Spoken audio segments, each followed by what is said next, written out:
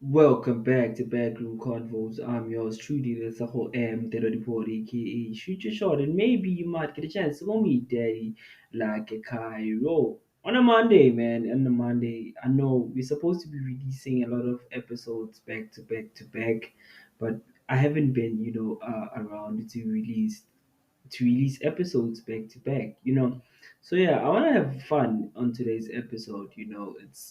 I don't even know now. I've lost count of the episodes or the episode we're on now. I think it's 164, if I'm not mistaken. So hopefully before the end of September, we would have reached 200, episodes. We were supposed to hit 200 episodes, I think, around March or April. I'm not sure, but because of inconsistencies that because of inconsistencies we couldn't release those episodes. So yeah, man, I hope to have a lot of fun on today's episodes. On today's episode, we are going to talk about AMP Studios is shutting down in 30 days time. So for those of you who don't know who or the brand or the business or the establishment called AMP Studios. It's a studio that's in Newtown, so it's a creative hub. So for all the podcasters, if you think the DJ Fresh, if you think Gigi Lamane's podcast, if you think about Offsides, Bostu, and all of those guys, there's a couple of podcasts that I know that used to or still are, hosting their podcasts from, the AMP studios. So they are facing, a short term, according to what they're saying, they're still facing a short term financial crisis, so they need a bridge funding of about 3 months to 4 months so they can get the funding. I don't know if MTN is the company that dropped them, because I think MP Studios used to be funded by MTN as part of their sponsors. And MTN, I think the initiative is great.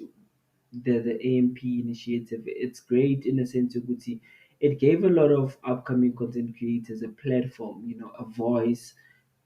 Even the guys who were within like the vicinity of football, they came through, they offered something on the table. Look, like, this is our experience. I never knew that Deco was so intellectually inclined until I listened to some of those podcasts to which AMP Studios hosts, and it gave platform not only to podcasters, but it gave a platform to content producers, to videographers, a lot of people that were in the creative space, really.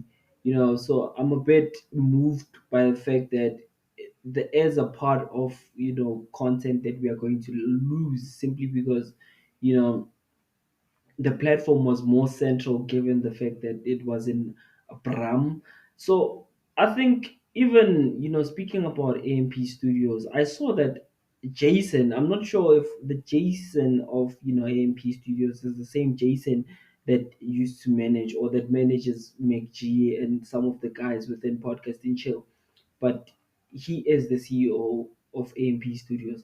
Great initiative. I still reiterate, it's an amazing initiative to be a part of, especially if you're a young and upcoming content creator. You're trying to establish your voice, you're trying to find yourself, really, because I feel like a platform such as radio, for some of us, I also being an example, Luguti, my platform being my podcast, gave me a platform to kind of voice my ideas, to be the content producer, to be the sound engineer, to do everything that's necessary, to be the blogger, to market this there and put it there. You do everything all at once. And when it came a time for me to now market myself, it was a bit simpler, and the confidence was a bit there when I got introduced to radio, simply because I think when I got introduced to radio, I already had the basic.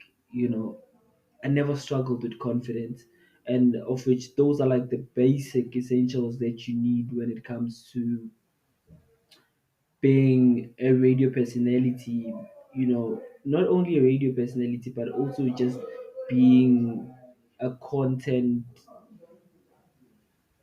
producer, to be, not only being a podcaster, but also a content producer, just to have the overall confidence that, oh, I can do this, I can formulate content that, will be relevant to my audience. I can, do, or I can compete with YFM because it's the same target market, just to take a few of those listeners and bring them into my platforms.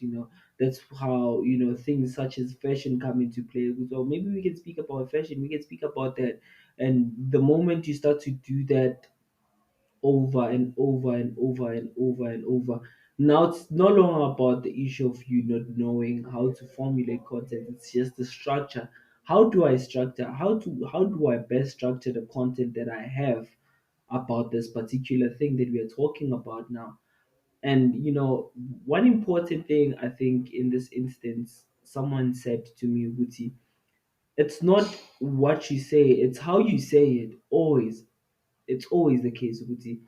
You're probably saying all these great things, but you don't have the manner to strike or to approach some of the things that you have in mind, of which is very true. Like, now you start to develop that from a podcast standpoint with, okay, like now, as a podcast, we are just giving out content, or we are just preaching this content.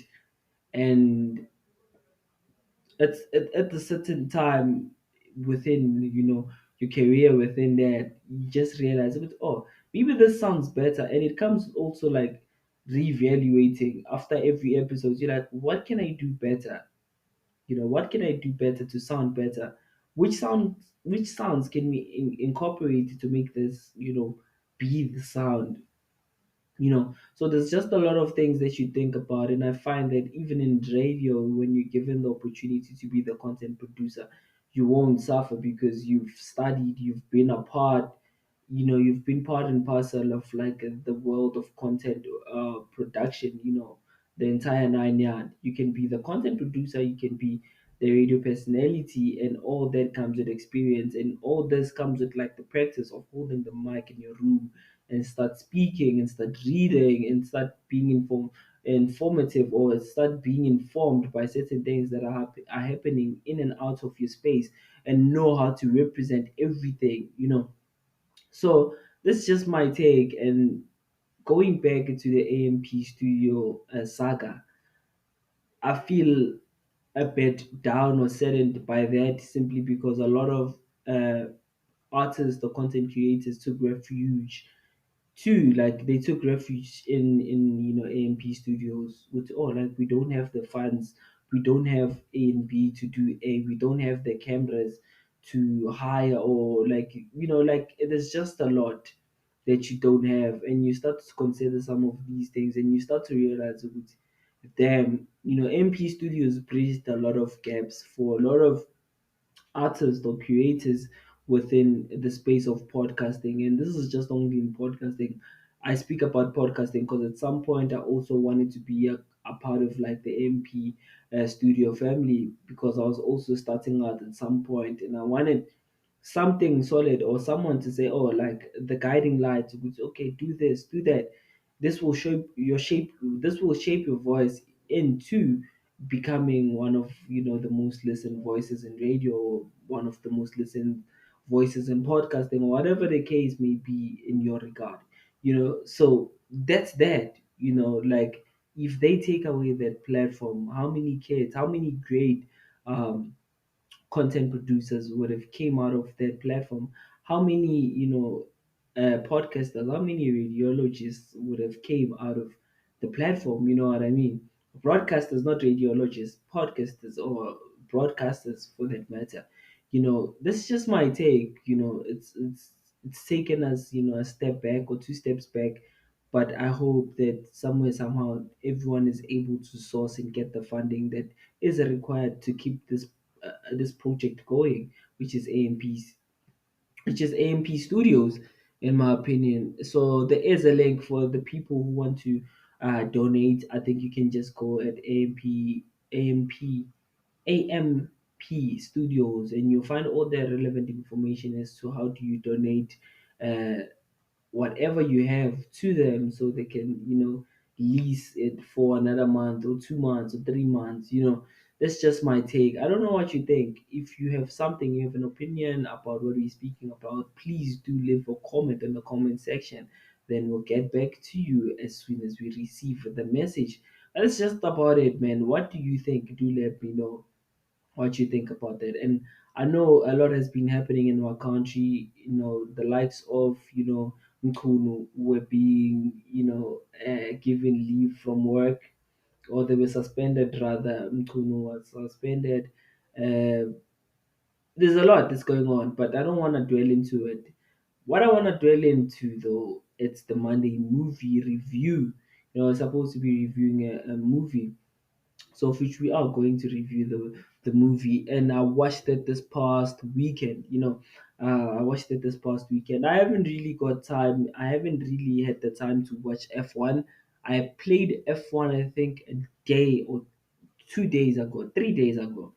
And because I was tired, I couldn't finish the entire thing. But yeah, we're here now. So there's another movie that came out. It's called Heads of the State. I think I've seen this movie before. Seeing it here, I think I've seen it somewhere. And I was like, well, this is an amazing movie. And it was right at the end. And when the movie was at the brink of ending, I realized, man, I do know this movie. I do know this movie. I just didn't think it's the movie that I knew, but exciting movie regardless. I saw Ice Road as well, amazing movie as well. So yeah, man, which are some of the movies that you got to watch this weekend? Do let me know. And please do not forget to follow us on all our social media platforms. It's at Lesego_MH everywhere on the internet. So yeah, man, this is just my two piece. I think as far as we can rate this movie, we can speak about the storyline. The storyline is 8 out of 10 because I feel like they still could have done better, even though the actors are amazing. They're able to fix and hide some of these things, the imperfections that you do have as an actor, or like until the imperfections, they're able to remove those. So yeah, man, I'm a bit tired. I'm recording this episode and I'm a bit tired. But yeah, as far as cinematography, I give it a 10. 8 for storyline and visuals in J. I think I'd probably give it a 10. Amazing. If you've watched any DJ Khaled music video, the quality is there, it's on that caliber in my opinion. So yeah, man, I feel like I've spoken a lot, I've covered a lot, and yeah, man, I just hope with you guys engage. Tell us what you want to hear, what you want to see on the next episode. I'm yours truly, Lesego M, the report, aka Shoot Your Shot. And maybe you might get a chance to call me daddy like a Cairo. So we're having a lot of fun on today's episode, like I said when we started. So like I said, Uguti, it's a Monday movie review. That was my review, and it's based off of storyline. It's based off of cinematography. We can't speak on character because Idris Elba is amazing. John Cena is also amazing, and it'd just be a pity if you had to pick a side. Uguti, who was a better actor between the two? But regardless, a good movie. Everyone knew their parts, knew their lines, and that's what really made the movie stand out. Regardless, that's just my 2 cents. Do let me know what you think. I'm yours truly, this is I'm the ready boy, aka Shoot Your Shot. And maybe you might get a chance to call me daddy like a Cairo. Enjoy that one. Cheers.